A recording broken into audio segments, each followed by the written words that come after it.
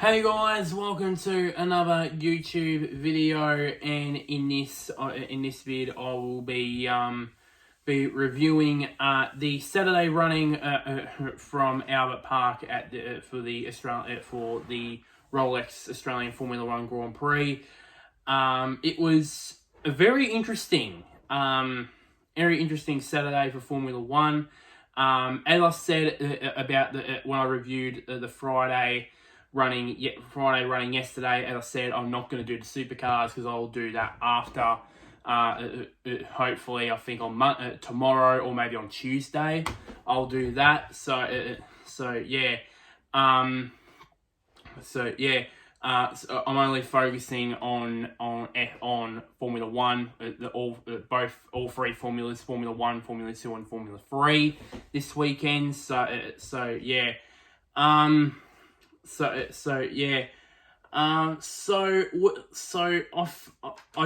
did start off with Formula One yesterday, which is out by the way. Out by the way, please watch it. Not gonna spoil the Friday results in that one. Please go and watch it. Please go and watch that for a review on the action on Friday. So I'm at the time of recording this is about nearly an hour before the race starts. I will be later on today, as I'm recording this, I will bring out this review for Sundays, for today's action. So don't worry if you guys think, are you gonna do it on Monday? Do this Sunday review on Monday? No, I won't, because I will be doing it because I've been wanting to do it after every day, but of course, with the AFL and that sort of stuff, and of course, me watching the Essendon St Kilda game last night, I couldn't record any videos basically on that. So yeah. Which spoiler alert for the Saturday review about that game, not going to be too well. So let's get into that first. So just a bit of a note for that. So let's bring my laptop in here so I don't have to look to the side of me here. So let's get into. I'll do reverse. So yesterday I did F1, F2, and F3. I'll go from F3 to F1 this time around. So yesterday we had both the sprint race for F3 and F2. F3 it was kind of a bit of a It was a bit of a chaotic sort of a race really. With all four races in the feeder categories. I'll explain it all when it comes to reviewing all the Sunday action. It all started pretty much, of course. Ollie Gofi in the try to look see here in the don't know for some reason he's not in here in whatever car it is. I assume I'll just go refresh this because just a bit of a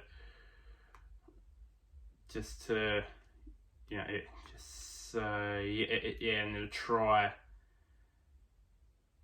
see if I can find out and the Trident sorry about that, guys. It took me a while to find it because he wasn't in the results. So he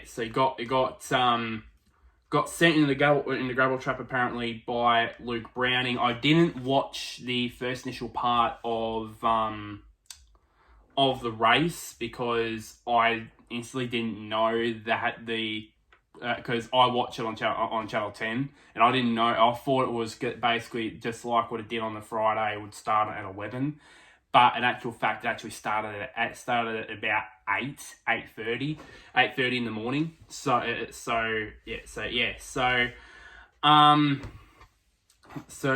missed half of that, and because of that, Browning received a 10-second penalty for that collision. And then during the race, Aida Cohen crashed out at turn 9 and ended up in the gravel trap there. And then about midway through the race,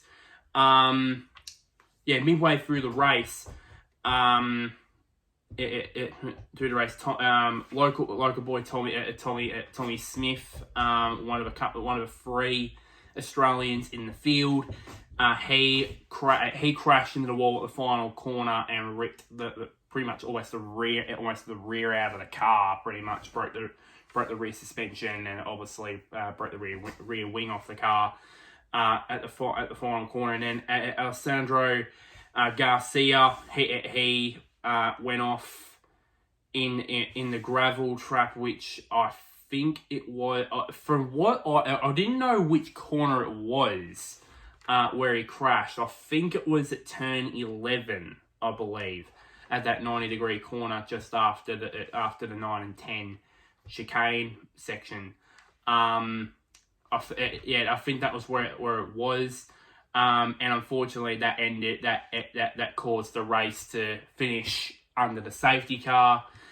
Initially, Franco Colapinto came across the line and won the race, however, it was found late on Thursday night, not Thursday night, Saturday night. I was browsing through social media. Of course, through Instagram. Of course, I follow the F3 and F2 accounts on social media, and it was found that all 3 of the MP Motorsport cars, because remember, F3 is different to F2 because F2 it's maximum 2 cars per team, and so too, of course, F1 it's been like that for F1 for many years, for pretty much ever since the World Championships inception in 1950, 2-car teams, and that's it. But for F3, it's actually 3-car teams. But in this occasion, the MP Motorsport team, their trio of drivers, Johnny Edgar, Murray Boyer, and Colapinto, and who, as I said, won the sprint race, they both got disqualified for a technical infringement, which apparently, I think it was some part of the front suspension. Remember, both in F3 and in F2, both cars are basically spec cars by Dallara. So everything everything on the car, including suspension, has to be exactly the same. And it was found that something was changed on all 3 of the MP Motorsport cars, which found them to be illegal and got them DQ'd. And of course, Zach O'Sullivan was proclaimed the winner in that.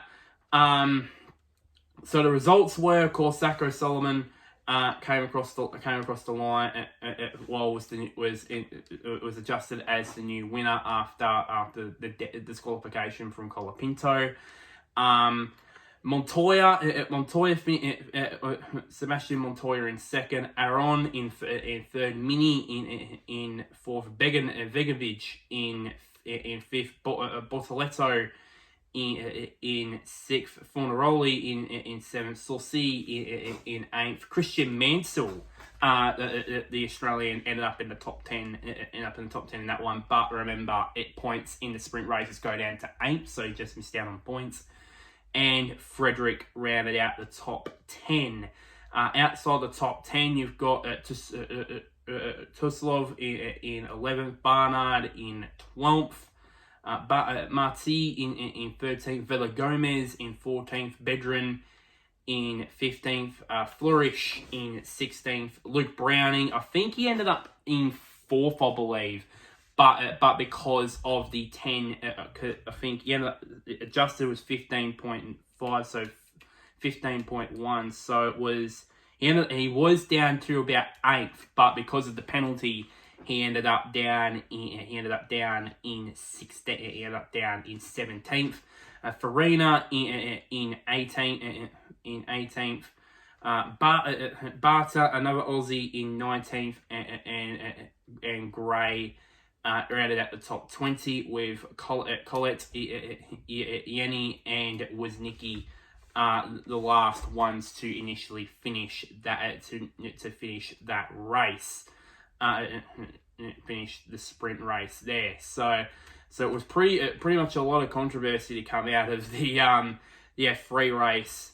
In the sprint race, and it was sort of the same in the F2 sprint race. It sort of the carnage probably started before the race even began. It began when Enzo Fittipaldi and Ralph Boschel both crashed. And remember, Boschel actually from what I've heard, came into this round as the championship leader, which spoiler alert, is no more, by the way. So firstly it was Fittipaldi that crashed, and Boschel spun out at turn 8, and I assume stalled the car. And I think because of that, the race was delayed by 5 minutes, which is strange because because the drivers were all ready to go. I think it was they just came across after their warm up lap, and then it was announced that the race the race start would be delayed by 5 minutes, which was a bit confusing. But they got go in the end. It was pretty sort of calm. It was a pretty calm sort of a race, really. Well, a bit of carnage here and there, but it was pretty calm until I can't remember which lap it was. Of course, unfortunately for our homegrown hero Jack Doohan, he unfortunately got spun by Juan Manuel Correa. Spun around, but unfortunately he stalled his car and unfortunately had to retire from that. And then from that safety car, Benavidez got also crashed while he was trying to cap at turn 13, while he was catching the safety car. I think, and it was also, I believe, was during when it was starting to rain as well. When it was starting to rain, he ventured wide, and he just at the penultimate corner, he just could not stop it through the wet grass and just crashed into the tire wall. Ended up retiring from that. But at the end of the day, it was Dennis Helger who came across the line to get his first win in F2 of his F2 season, and became the 5th different winner apparently from five races. So he won that from Jake Crawford in second. Maney in third, Arthur Leclerc in fourth, the brother of Charles. Maloney in 5th, Hadjar in 6th, Ollie Behrman in 7th, Frederick Vesti in 8th, Roy Nassani in 9th, and Vorshaw rounded out the top 10. Outside of the top 10, you've got Novalak in 11th, you've got Cordeal in 12th. Ayumi was I'm a bit tongue-tied about this. Ayumi Iwasa, I think so. Yeah, Ayumi Iwasa. I just can't seem to get that name right for some reason this weekend. In 13th, Juan Manuel Correa in 14th, Martins in 15th, Stanek in 16th, Duravala in 17th, and Tio Porcher rounded out the finishes in 18th. But even though he did not finish the race, he was classified for completing I still as completed 75% of the race, and the rest were just non-finishers. The most notable one being Jack Doohan in that one. So, and then we get to the big one. We get to the big one, Formula One. So firstly, we'll start off with free practice 3. It was the final practice session for Formula One before qualifying. There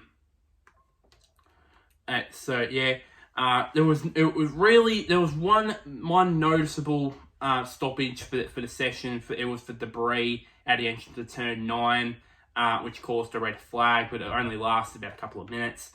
But it was Max Verstappen who ended up fastest in that session at the time. Ended up with the fastest lap ever around Albert Park, finishing top with a 1:17.565. Then the rest of the field, second was at fastest was Fernando Alonso.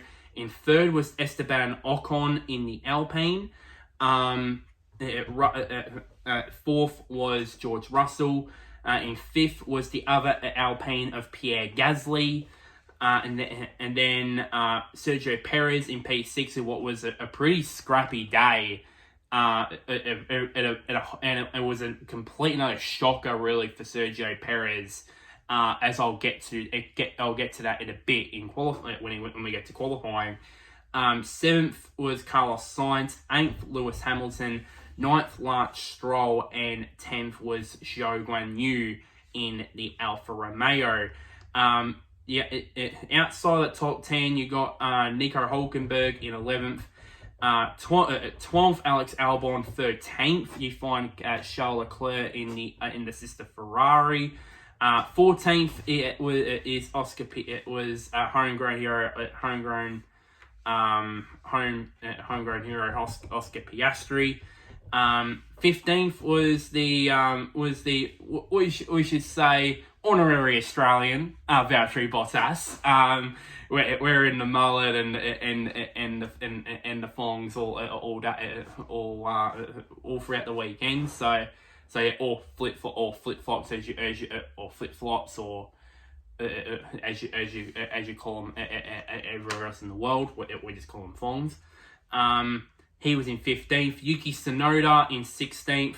Logan Sargent in 17th.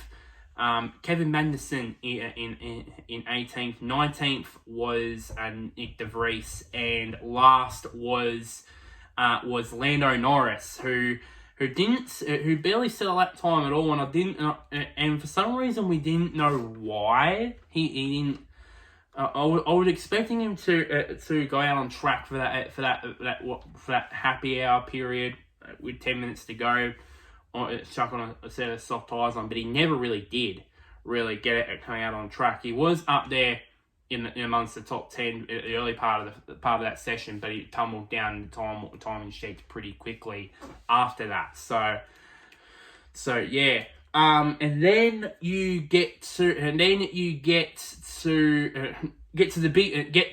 big one, the qualifying session. So Q1, Q2 and Q3 was pretty quiet, pretty much. But I said a moment ago about Sergio Perez having an absolute shocker. This is what I meant. Not even he wasn't. I think he was on his first timed lap. He went out there on the soft tyres on his first flying lap, second corner. He outbrakes himself and beats himself into the gravel trap at turn 2, and that was pretty much the end of his session. Pretty much, I think because I think most of racing series around the world have this rule where basically if you cause a red flag in a qualifying session, it's over for you pretty much. It doesn't matter if you've not produced a time or not. You're basically or your fastest lap at the time that you cause a red flag is going to be deleted. So yeah, because I think supercars have had this rule for many years previously. So And his car was pretty much on the back of a tow truck anyway. So that was the end of his session, which meant he had to start from the rear of the grid. So the drivers that got eliminated from from FP1 were Oscar Piastri. I think he was about 4 100s, I believe, or something like that, or a 10 for something like that, off making Q2. Zhou Guan Yu was the second one that missed out. Logan Sargent also missed out. Valtteri Bottas, who of course it's been pretty much a struggle all weekend really for Alfa Romeo, from what I've heard this weekend. Apparently they've got a new front wing design for this weekend. That hasn't worked, so which from what I've heard has not worked, I should say. So yeah, and then and of course obviously Sergio Perez.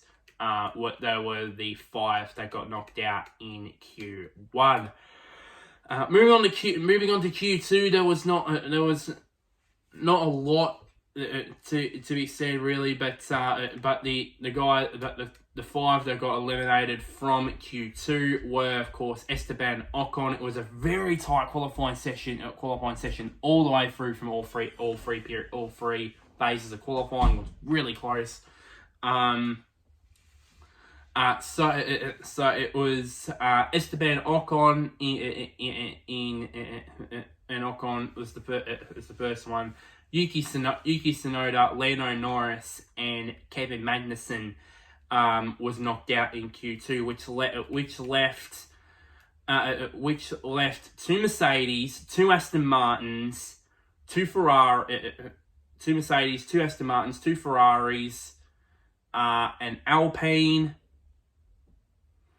a Red Bull, a Williams, and a Haas, I believe. I think that's 2, 4, 6, 7, 8, 9, 10. Yeah, so that was pretty much the order there into the top 10. And it was extremely close too. It was very close. This qualifying session. At one stage, at the latter stages of qualifying, the 10 drivers that were in Q3 were separated by 0.473 of a second. I mean, that is unbelievably rare, but in the end it was Max Verstappen with the fastest ever lap around Albert Park. He previously did that in FP3. He was, and I wasn't surprised that he was the first one to lap the Albert Park circuit in the 1:16s. And then right at the death, also towards the end of qualifying, Mercedes just went bang bang and Russell put his car on the front row. And then Hamilton also put his car also in third as well. So the qualifying order as it stood was for the top 10 was Max Verstappen on pole with a 1:16.732. As I said a moment ago, the fastest ever lap around the Albert Park Grand Prix circuit. George Russell also in second, also in the 1:16s. This time there was a 1:16.968. Apparently, it is one of the top 10 closest pole position gaps in the history of the Australian Grand Prix.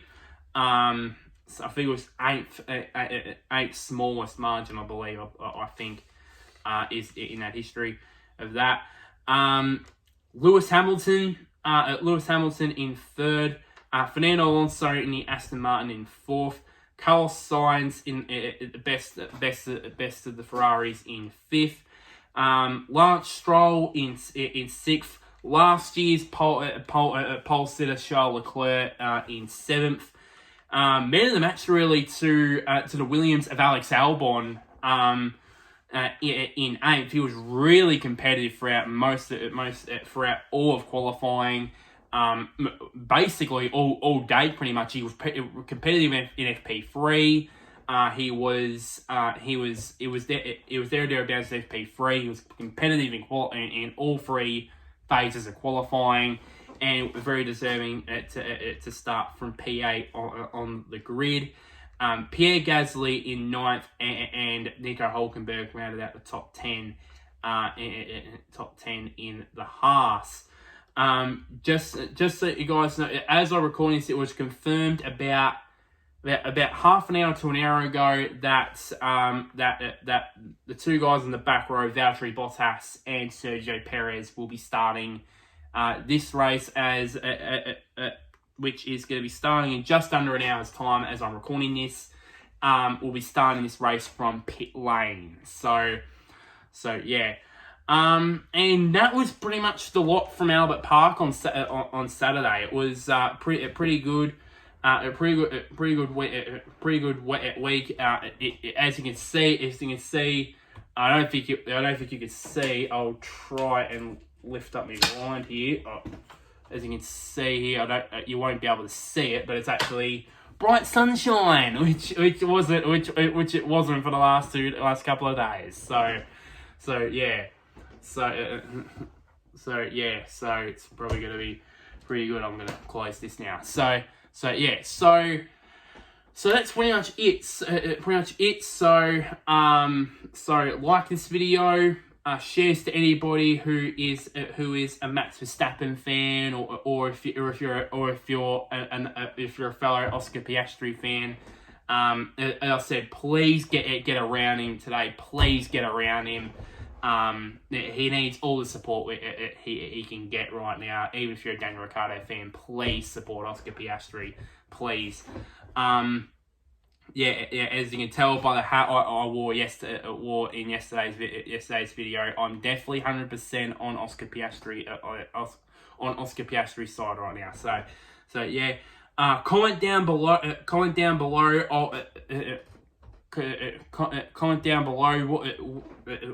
Who do you think, who was, because I'll try and get this video out before the race starts. I'll see what I can do on that.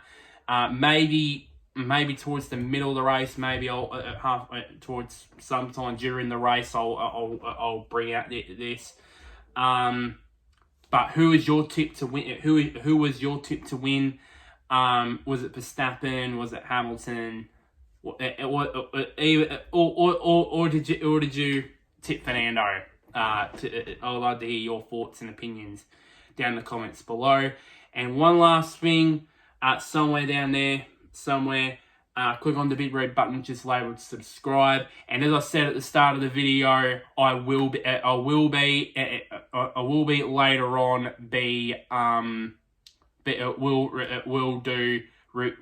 we'll review the Sunday, today's action on the Sunday, including a full review, a full wrap up of the race. And as I said a couple of times during this weekend, I will be doing a separate Supercars review on not only this weekend but also the previous race weekend at Newcastle to start that season there. So yeah, until next time, guys, I'll see you guys later, and wherever you may be, may the sun or the moon shine on your favourite driver at Albert Park today.